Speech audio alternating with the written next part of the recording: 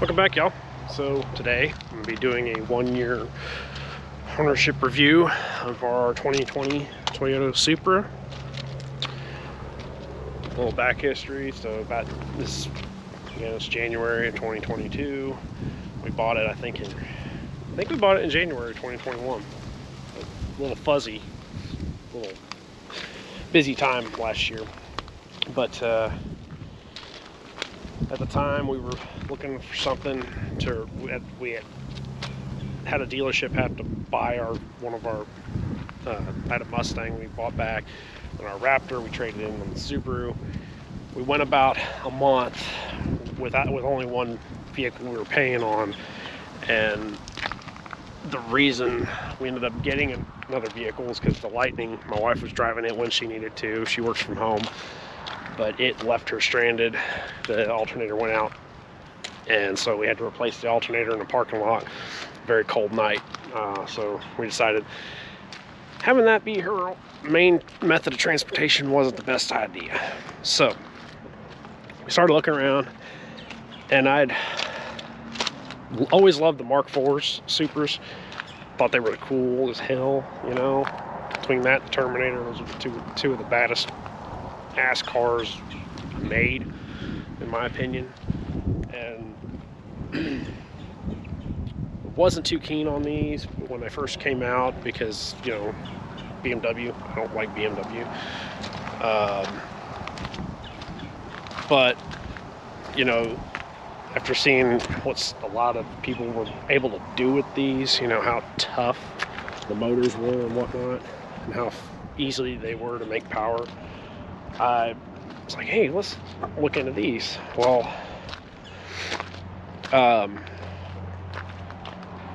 we were looking around, and we actually went to look at this car because it was on a dealer's website, but it wasn't at that dealership.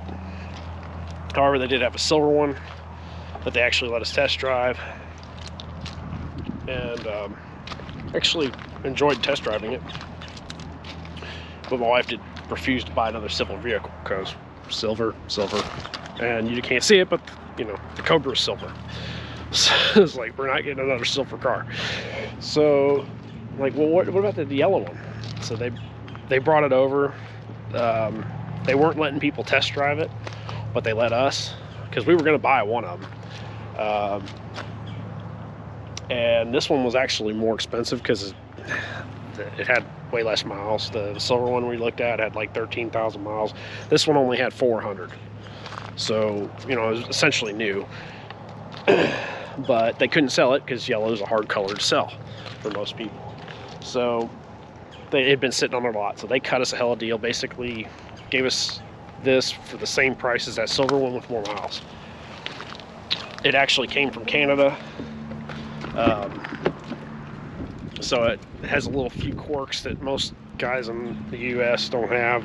It had, you know, it's not like it reads in kilometers or anything, although the speedometer over here does read in kilometers as well as the main speedo. Some of the few little quirks about it, being from a Canadian import. It was actually a show car in some. I think it's actually been reviewed before by, I'm pretty sure I saw the Supra in another YouTube video that was done in Canada. But very early production car. I want to say, yeah. Let me look and see. I want to say, yeah, it was built in June of 2019. So very early. And when we got it, one of the cool things I thought was, because it hadn't had any of the recalls done, hadn't done any of that, I was like, okay, well, wouldn't even have to do a bench unlock for this to get it tuned. So, like, okay, we'll get this. So fast forward after a year, what do I think? Well, as, say, a daily driver, which is what this is essentially, it's a great daily driver as far as if you don't need to haul a lot of stuff. You know, this thing gets phenomenal gas mileage. It's average is about 30 for us, you know, in town and highway. I've taken it on a road trip doing 85, 90 and got 38 miles of the gallon. So it's actually really economical from that aspect.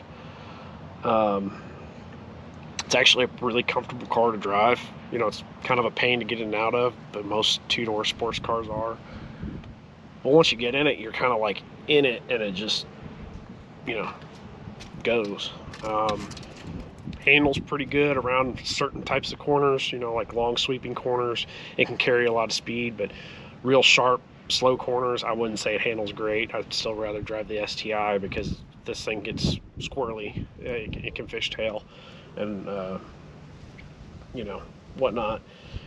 I love the power band. It kind of reminds me of the Cobras when they were stock. That's, you know, flat torque curve that just power from like basically like 2000 to red line. It just feels like it's has power everywhere, which it does. It's not the fastest thing in the world stock, but it's still no slouch. The transmission shifts fast and whatnot. This kind of sounds like I'm doing the things I love about it, but I'm just going over as a daily driver type vehicle. It's got plenty of power to get you in and out of trouble. You know, has no problem passing cars. Really sleek and aerodynamic. You know, really not much to say about it. I'll get into the 5 things I hate about it and 5 things I love about it later, because I don't want to spoil that. But, you know, if you can live with a lack of, you know, space in general, you know, not a lot of room to store stuff, 2 cup holders that, you know, kind of really in the way. But other than that, it's been a pretty good little car for the most part. Do plan on doing stuff to this at some point and really waking it up, but you know, for what it is, we got it, and overall we're generally glad we got it, because the deal we got on it then, you know, last year, probably make about $12,000 to $15,000 on this car if we sold it right now. I mean, that's pretty much any car, but these in particular. Yeah, so anyway, until next time, you know, the next video will be the 5 things I hate about it. So, see y'all later.